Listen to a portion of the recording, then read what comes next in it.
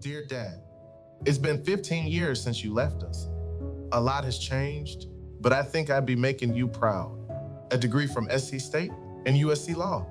You would love my wife, Jill, and I represent our community in the State House. But now I'm doing something bigger, running for Senate to continue fighting for our community, creating opportunities and protecting the rights of those who need a voice. Because, Dad, that's the world you taught me to believe in.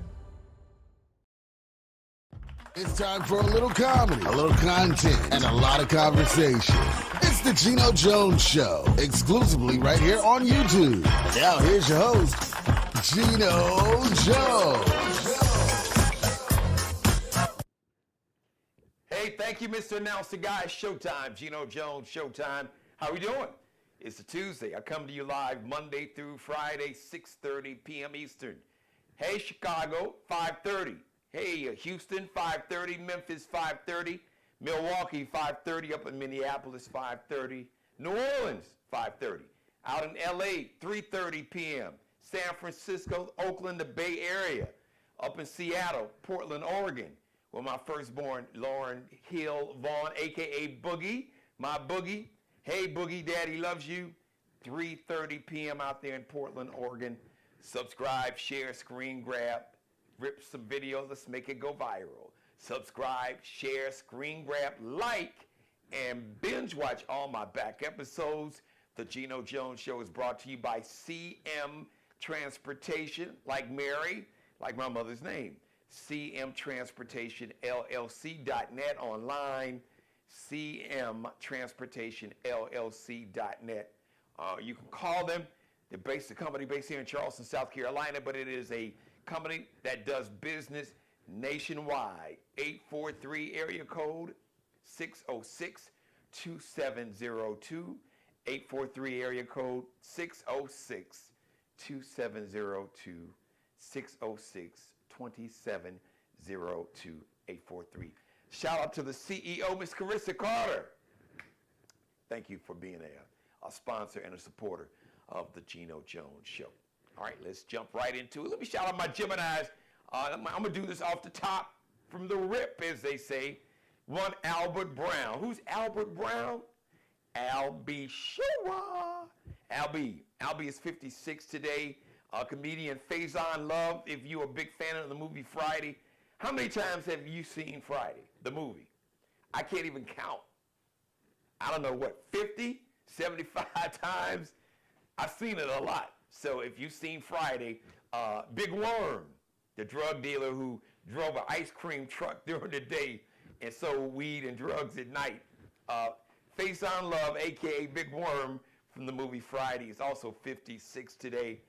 El DeBarge, man, it's my dude, one of the great singers of all time from the group DeBarge. El DeBarge, 63 today. Happy birthday, El.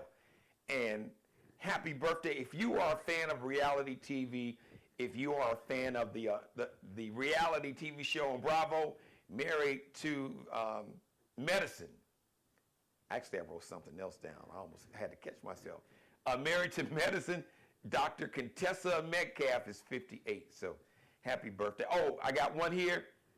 Here in the Charleston, South Carolina Metro, or we call it the Low Country. Happy birthday to Melvin Middleton from Cross. I didn't get a chance to get you on my radio show, so anybody watching knows Melvin Middleton. I think his sister called me. Happy birthday to brother Melvin Middleton. I don't know how old he is today, but it doesn't matter. It's your birthday, it's your day. Happy birthday, Melvin Middleton, and all of my Geminis watching this show. All right. So let me just do this. I got to talk about this. This is something I talked about before, by the way. It's 155 days, I think. 155 days, 154 days until Election Day. Roughly 5 months from like today. Not the date, but today, Election Day, is always on a Tuesday. That's a whole nother conversation. How many times have you heard me say the most disrespected, unprotected, neglected person? Actually, it is a quote from Malcolm X in a speech he gave back in May 22nd, 1962. The most unprotected, so let me get it right. The most disrespected, unprotected, neglected person in America is a black woman. So why did I bring this up? I can tie two things in that I want to talk about today. So you've heard me talk about, there is a fund. You know what a venture capital group is. Basically, it's a group of people who are usually in the finance industry that have wealth, a pool of money, and their company basically looks for smaller businesses to invest in to help grow. So there's a company called the Fearless Fund, which is what they call a venture capital group, a group that looks for small businesses to invest in. That's black woman owned. So this guy named Edward Blum, I'm pretty certain that's his name, basically a racist right-wing billionaire, got his drawers stuck in his ass because he says that this company, he felt that this company, this venture capitalist capital fund that's run by black women, owned by black women, the Fearless Fund, is racist. It's discriminating against white people, white women. So he went to court, and so this whole case has been working its way through the courts. You had one court that said basically these women are not discriminating. They have a right, First Amendment, a right to target whichever group that they want to invest capital or money into. Now, let me just say this off the top. Less than 1% of all the venture capital companies are owned by black women. Like it's a 0.00006, something crazy. Less than 1%. Out of all the venture capital funds, the billions, trillions of dollars, 99.9% of these companies are owned by white people. Black women get less than 1%. Black women-owned businesses get less than 1% of this money from, they call them venture capitalists of funds, these basically companies, Wall Street companies. Venture capital is just a fancy name for a company that looks for smaller companies, or not so small, maybe mid-sized companies, or even bigger companies to invest in, to help them grow and then get a return on their money in the process. So this guy, Edward Blum, for 30 years, first of all, he had a hard-on for affirmative action. So he got together with lawyers and basically contested and said that affirmative action discriminated against white people. So he got in front of different courts, eventually got these cases, legal cases, in front of the United States Supreme Court, and they used that decision to ban affirmative action. So if you want to know who was responsible, a bunch of people, but this guy, you can Google Edward Blum, B-L-U-M. I'm pretty sure that's how you spell his name. Yep, Edward Blum. You know what? I'm gonna do this. We're gonna check it on real time on my phone. Google Edward Blum. Yep, Edward Blum. I had it right. Litigant. That's who he is. Basically a racist white nationalist billionaire who's hated affirmative action. So he was the one that initiated this lawsuit suing the Fearless Fund, a venture capital group owned by these black women. So he got it. So you had one court that said that these women should be allowed to invest and to target black women. He said, oh, it's discriminating against white people, white women.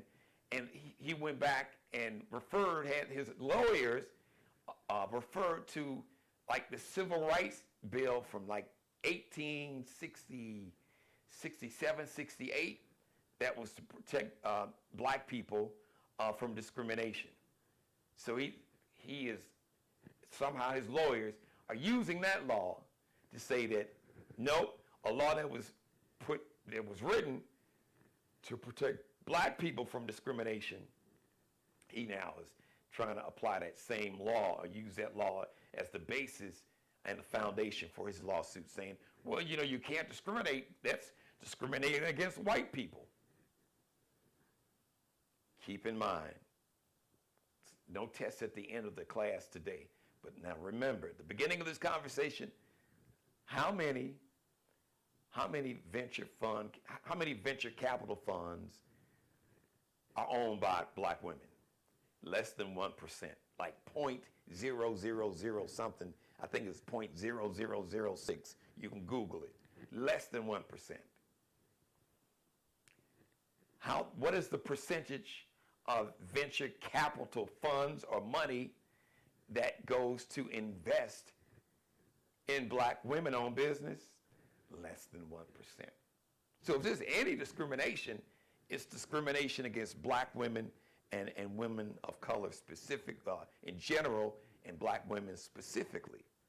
But Mr. Edward Blum has reverse engineered it, and this Fearless Fund was created because less than 1% of black women are able to get money from venture capital funds. So you had a group of black women say, you know what, we've got some money, some capital, we're going to form our own company where we can invest to uplift other black women-owned businesses. Because there ain't no white man doing it on a large scale. If the data, you can go to Forbes.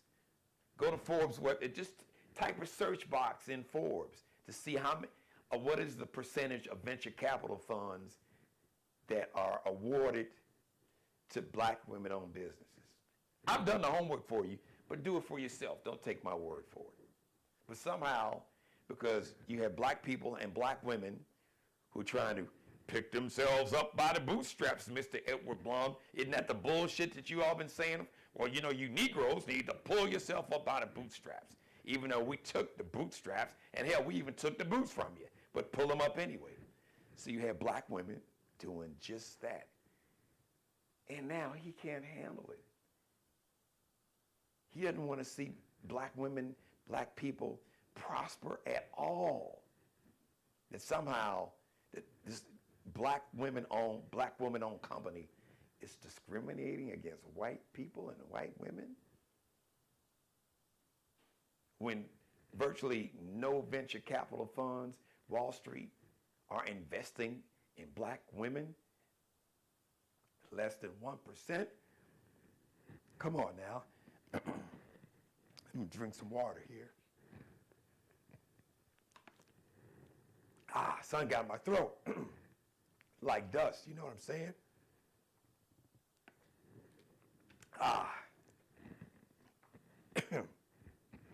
That's what you love about live TV, right? So anyway, shout out to the women that own the Fearless Fund. I'm supporting you all 100% all the way. Let me drink some more water. There you go. Got a vacuum in here, dust in the air. Now, on the same theme, before I wrap the show up, we were talking about the women's NBA, WNBA. You got two rookies that established a relationship, not a relationship, let me be correct, a rivalry in college. Angel Reese used to play at LSU. She's playing in Chicago now for the Chicago Sky. And Caitlin Clark, who was a phenomenal player in college, the University of Iowa, 4 years, big star. America was captivated. And let's be honest, the majority of American is still white. Now it's like in the 60s, we went from like 90% white to like 60, a little over 60% of the population in America is white. But that's still the majority, more than 50%. And here it is, Caitlin Clark has appealed to these I could say like the Taylor Swift crowd, kind of sort of. But she's got the younger crowd, but some of the, Gen Zers, millennials, and just in white media, because white-owned media, I know, because I've worked in white-owned media all my career, they're always looking for the next great white hope. That ain't racist, that's just a fact. Sometimes they'll be honest enough to admit it publicly. A lot of times they won't, but it's a fact because for them, they consider it good business because it's this huge market. But Caitlin Clark did not by herself. I mean, you had a significant a portion of really like new college basketball fans, some old, some new, that followed her. And then there was the natural, because people say, why do you talk about race? Because this whole country was founded on this bullshit made up notion, this construct of race. Race influences collectively everything. America was founded on racial identity, so to speak. The only people that could vote originally in the Constitution were white male landowners. Racism, misogyny, and sexism, and the genocide of Native Americans. So that's just a fact. Get mad if you want to. You can call it CRT, EBT, FCR, whatever the hell you want to call it. Call it FACTS, facts, because those are facts. So there's been a lot of talk going back and forth because the WNBA, very competitive. Women are very competitive, highly skilled, the best of the best women basketball players on the planet. So the WNBA is not as big as the NBA, the men's professional league. So you get the best of the best. And you even had a woman named Diana Taurasi, a white superstar who never got the attention that Caitlin Clark is getting. And timing is everything. But Diana Taurasi said, now listen, Caitlin's going to find out that, when you get in, what you were able to do against 18-year-olds, you're not going to be able to do against grown-ass women in the WNBA. And people said that Diana Taurasi, one of them old, hating, old veterans, hating on the young star. No, she was a star. Caitlin Clark was a superstar in college. And guess what? So was Angel Reese, because Angel Reese's team beat Caitlin Clark in the national championship game for women's college basketball like a year and a half ago. And this year, Caitlin Clark lost to the University of South Carolina Lady Gamecocks. It's about an hour, 20 minutes north of where I am, and shout to their head coach, Dawn Staley. But still, listen, sex sells and race sells in America. It always has, and the media is always like a moth to the flame because they know they'll get eyeballs, especially if there's the whole dynamic black versus white. All you got to do is look at back in the day, back in 1979, and you can Google Magic Johnson, Michigan State Spartans, Larry Bird, the Indiana State Sycamores, and that rivalry left college basketball. Larry Bird was a senior, Magic was a sophomore, Magic won, and then they both came into the NBA, and they had immediate success. Now, Caitlin Clark has not had immediate success. Neither has Angel Reese. But Angel Reese at least has won a championship. So for all the points to Caitlin Clark, and this is no shade to Caitlin Clark, but the facts are, as great as she wasn't great enough to overcome the teams that beat her team to win championships. One was led by Angel Reese, and another one was led by a young lady that also plays for the Chicago Sky, Afro-Latino sister from Brazil, Camila Cardoso. And you have stars, there's established stars in the WNBA, black and white. I mentioned Diana Taurasi. You've got Breanna Stewart. In terms of white women, their teams have won championships, gone to the finals. Sabrina Ionescu plays for the New York Liberty. I think Breanna plays for the Liberty also. Diana Taurasi, who's won multiple championships in the WNBA. So you got white stars, white women that didn't get the attention. Now the WNBA is a league that's majority black, and there's so many stars, including people like Asia Wilson, who was a star, well, not here in Charleston, but here in the state of South Carolina, University of South Carolina. Lady Gamecocks won a national championship. Last year, her team, Las Vegas Sun, won the WNBA, and she was a league MVP. But once again, you have to understand the media, the corporate media is going to do what the corporate media does. Now, what's been intriguing is to see some black men on TV, like really caping hard, like for Caitlin Clark, like, dude, tell it like it is. You don't have to try to impress anybody. And shout out to Mike Wilbon, who's a Chicago native on ESPN. He and Tony Kornheiser really started this whole sports debate thing with probably nearly 30 years ago. Pardon the interruption, even before Stephen A. Smith. And Mike Wilbon and Tony Kornheiser, they still do a show together. Weekdays afternoon on ESPN. And Mike Wilbon said, listen, so we're not going to run from the elephant in the room. And the elephant in the room is that you have this young white woman that she didn't win championships, but she was a star in college basketball.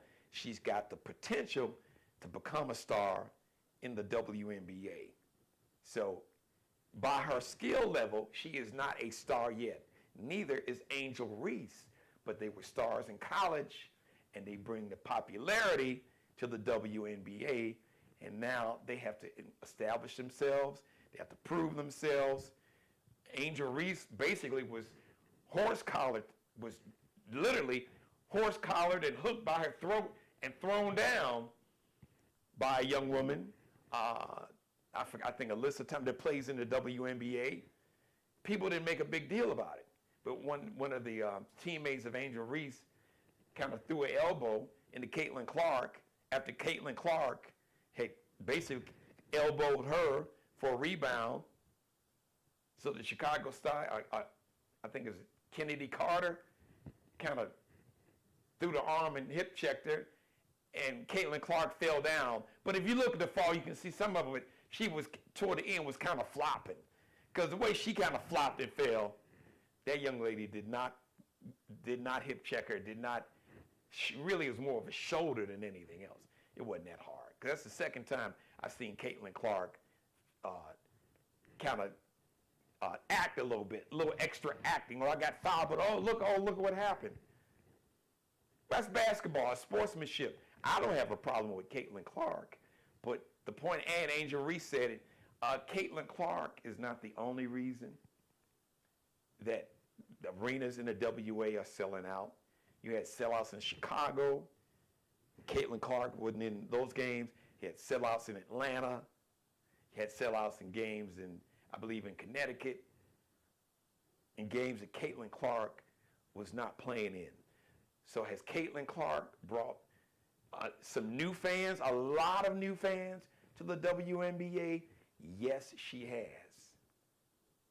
Is she the only one that's brought new fans? No, she is not. And you had skilled women for many years, but for whatever reason, ESPNs and all the networks and Fox Sports, they didn't give the attention to women's basketball that they are now. But now they see there's a chance, we can really make some money, because they saw the popularity between the rivalry between the black star, Angel Reese at LSU, and Caitlin Clark at the University of Iowa. So now we have one playing in Chicago, and one that's Angel Reese, and then Camila Cardoso, whose college team, University of South Carolina, beat Iowa this year. So the teams that beat Caitlin Clark's Iowa Hawkeyes, Lady Hawkeyes team, the two teams that beat them in 2 consecutive years, the star player from University of South Carolina, star player from LSU, playing on the same team. Indianapolis, 3-hour drive. exactly 200 miles south of Chicago. Big rivalry. But neither team is really good at all. The Fever has only won 2 games. Chicago Sky, I don't know, they maybe 4 or 5, if that many, 3 or 4, not many more. So neither team is neither team is going to win the WNBA championship this year, but they're trying to build a roster. But once again, Angel Reese gets horse-collared, thrown down, like hard, bam. Angel Reese didn't cry, she didn't complain. She's like, listen, these women are professionals, basically. I'm paraphrasing. They're not going to baby me, and I don't expect to be babied. And the same goes for Caitlin Clark. These women are not going to baby her. So for all the people say, well, she's the golden goose, and she's going to help all y'all make some more money. Part of that is true. 2 things can be true. Multiple things can be true. So Caitlin Clark has her own built-in fan base from college primarily. So you already had the WNBA was already growing in popularity every year, getting more popular.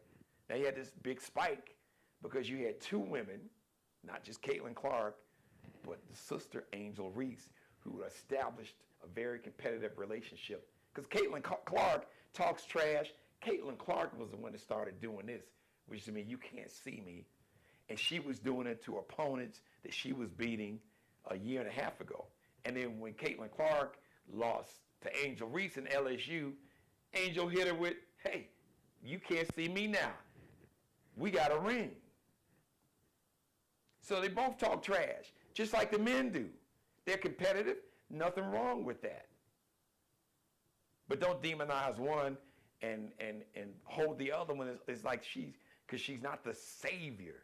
The WNBA had been growing. So yes, she brought new fans, but for all these, we gotta save Caitlin. Listen, these women in the league, they're not gonna baby her.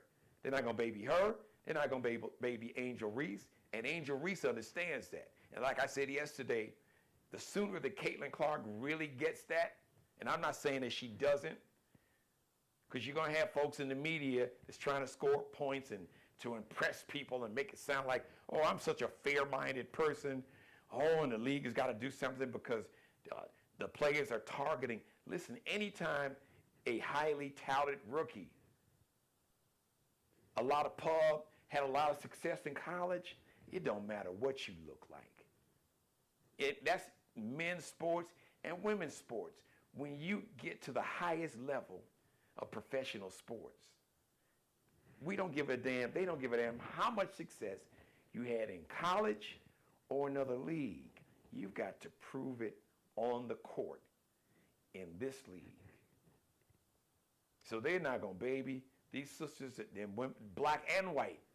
Because Diana Taurasi tried to give her a heads up and say, hey, listen, just be ready. Because, what you did against 18-year-olds in college, these grown-ass women has got, families and kids and been playing. No, you ain't going to. It's a learning curve. And you're going to have to learn.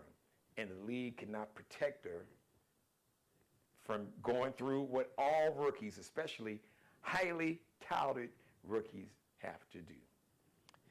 Thank you for letting me be a part of thank you for letting me be a part of your day. Shout out to my mom. I'm doing good. Feel fine. Had a little dust. Got to sweep up. Got a vacuum in here again. It was some dust floating around. The Geno Jones Show is brought to you by CM Transportation. CM like Mary, that's my mother's name. CM Transportation LLC.net. CM Transportation LLC.net. Check them out online. You can call them if your business needs, if you need a transportation company, your business needs a transportation company that's dependable, reliable, and on time. Or maybe your business has been using a transportation company that is not dependable, not reliable, and on CP time, not on time. CM Transportation LLC.net. you can give them a call. Their base headquarters here in the Charleston, South Carolina metro, but the company does business nationwide. Ask for the CEO, Carissa Carter, and tell her that Geno Jones told you to ask for, and that you need a company like CM Transportation to make sure that your transportation needs are taken care of, dependable, reliable, and on time. 843 area code 606-2702, 606-2702, 843 area code. Shout out to Markel Bailey, the official barber and hairstylist for the Geno Jones Show. You can check him out. He is the CEO of Designer Cuts here in the Charleston, South Carolina metro. Check him out on IG. On Instagram, Kel be cutting up, KELBECUTTINUP. Allie Jones, the official wardrobe consultant and stylist for the Geno Jones Show, along with Mr. Bruce Gage. His jacket is part of the Mario Uomo collection. Check out Allie Jones and the Lexi Jones collection at lx.ncl_lx.ncl_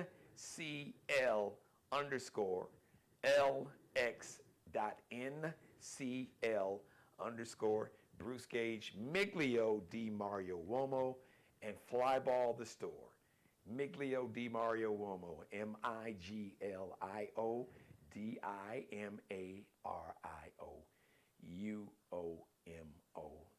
Flyball the Store is real simple, just the way it sounds. FLYBALLTHESTORE.com.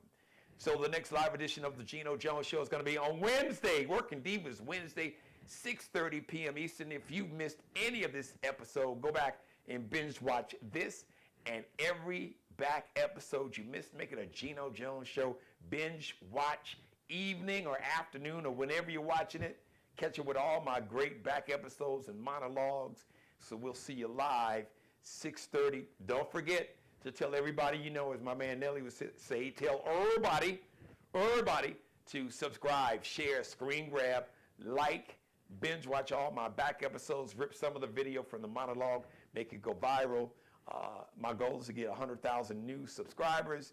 I want to thank, I went from 0 to over 600, and I've been doing the show for 3 years without any big marketing budget, without any big celebrity shout outs, just hard work and hustle, labor of love, because I love doing this show and the support of each and every one of you, my new subscribers and those who's been down with me from day one. I got nothing but love for each and every one of you. Thank you for watching. Go back and binge watch what you missed, and we'll see you live Wednesday, 6:30 p.m. Eastern. Dear Dad, it's been 15 years since you left us. A lot has changed, but I think I'd be making you proud. A degree from SC State and USC Law. You would love my wife, Jill, and I represent our community in the State House. But now I'm doing something bigger, running for Senate to continue fighting for our community, creating opportunities and protecting the rights of those who need a voice. Because Dad, that's the world you taught me to believe in. Subscribe and tune in to the next episode of The Geno Jones Show, exclusively right here on YouTube.